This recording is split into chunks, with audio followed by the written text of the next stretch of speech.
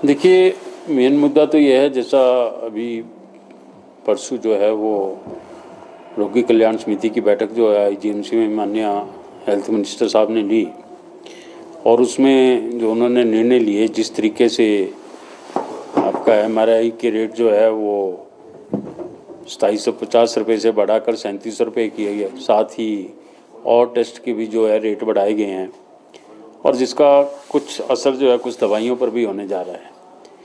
ये बहुत दुर्भाग्यपूर्ण है कि एक तरफ जो उन्होंने 10 गारंटियाँ देकर सरकार बनाई थी, कहाँ तो उनको उस विषय में काम कर प्रदेशवासियों को जो है वो राहत देनी चाहिए थी, मगर उसके विपरीत वो लोग जो हैं वो ऐसे ऐसे इम्पोर्टेंट टेस्ट के रेट बढ़ाकर, और रेट भी जो है बहुत बड़े अंतर के साथ बढ़ाकर जो है वो जनता को जो है परेशान कर रहे हैं।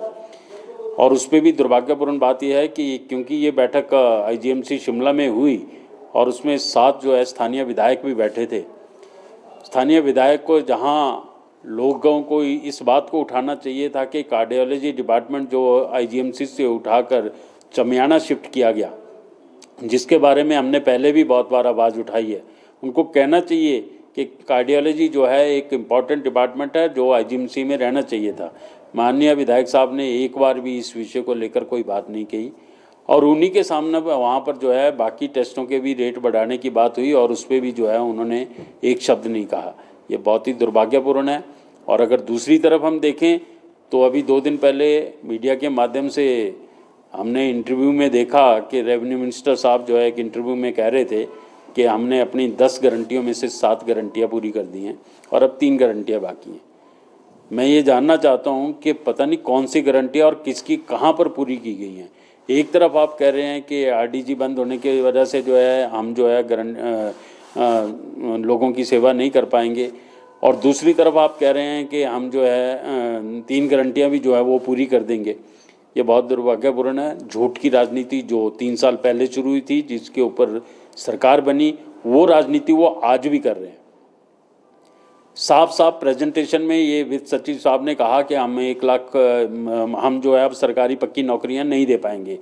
इनकी गारंटी में ये चीज़ थी कि 1 लाख नौकरी, पक्की नौकरी, 58 साल की नौकरी जो है हर साल दी जाएगी और 5 साल में 5 लाख नौकरियां दी जाएंगी।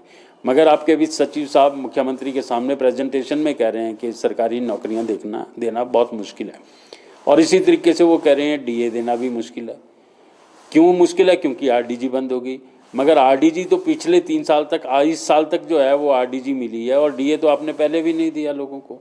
इसी तरीके से आप कह रहे हैं पेंशन देना मुश्किल हो जाएगा, सब्सिडी देना मुश्किल हो जाएगा। मतलब आप जो भी फैसिलिटी वापस लेना चाह रहे हैं वो सीधा सीधा जो पब्लिक से जुड़ी हुई है उनको वापस लेना चाह रहे हैं। कहीं भी प्रेजेंटेशन में या कैबिनेट की बैठक में ये चर्चा नहीं हुई कि भाई इसके लिए अधिकारियों की तरफ से या मंत्रियों की तरफ से क्या चीज़ सरेंडर की जा रही है जिससे जो है आर्थिकी में सुधार हो सके।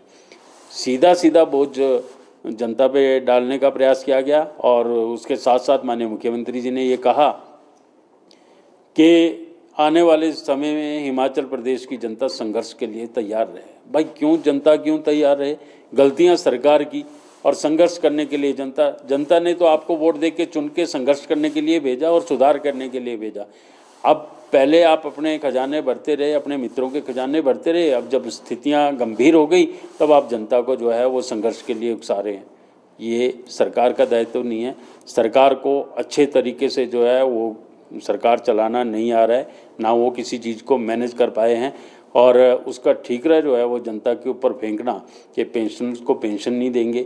आप राजनीति पे राजनीति करी जा रहे हैं। पेंशनर्स को तोड़ने के लिए आपने 70 साल के ऊपर के जो रिटायर्ड हैं उनको जो है आपने पेंशन दी, और क्या उससे जो नीचे के हैं उनको खाना नहीं खाना है? क्या उनको अपने बच्चे नहीं पालने हैं?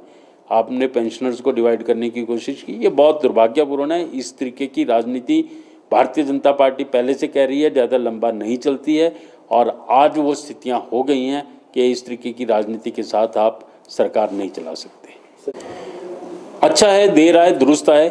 अगर वो नड्डा जी के साथ मिलकर जो है प्रधानमंत्री जी से मिलने की बात कर रहे हैं तो हम भी ये उम्मीद रखते हैं कि माननीय प्रधानमंत्री जी बिल्कुल सहानुभूतिक विचार इस पे करेंगे। मगर मैंने कहा देर आए दुरुस्त आए। ये चीज़ें माननीय मुख्यमंत्री जी को पहले करनी चाहिए थी। जब फाइनेंस कमीशन की बैठक होती थी तो माननीय मुख्यमंत्री जी उस बैठक में जाते नहीं थे, अपनी बात को रखते नहीं थे, अपनी डिमांड्स को रखते नहीं थे। तो उस सब चीज़ों के और मिसमैनेजमेंट ऑफ फाइनेंस जो प्रदेश में रहा है, इन सब चीज़ों का यह नतीजा है कि आज जो है प्रदेश आर्थिकी मैं कह सकता हूँ कि भाई इमरजेंसी के दौर से गुजर रहा है। हम लोगों को बहुत से चैनल्स के माध्यम से या बड़े वरिष्ठ नेताओं के माध्यम से या फाइनेंस कमीशन के माध्यम से भी ये जानकारी मिली कि आरडीजी अल्टीमेटली बंद होगा। इस बात की जानकारी जो है प्रदेश सरकार को पहले दी गई थी, मगर प्रदेश सरकार ने इस और ध्यान नहीं दिया और कोई भी मैनेजमेंट जो है उन्होंने इस तरीके का नहीं किया। आज उसके सारे खमियाजे हैं ये कि आज हमको भुगतना पड़ रहा है और भुगतना जनता को पड़ रहा है, हिमाचल प्रदेश की जनता को भुगतना पड़ रहा है। ये सरासर जो है सरकार का फेलियर है। बजट सत्र सर रखा गया है सरकार द्वारा 16 से। बजट तो सरकार के पास है नहीं, किस तरह चलाएंगे बजट सेशन, क्या करेंगे?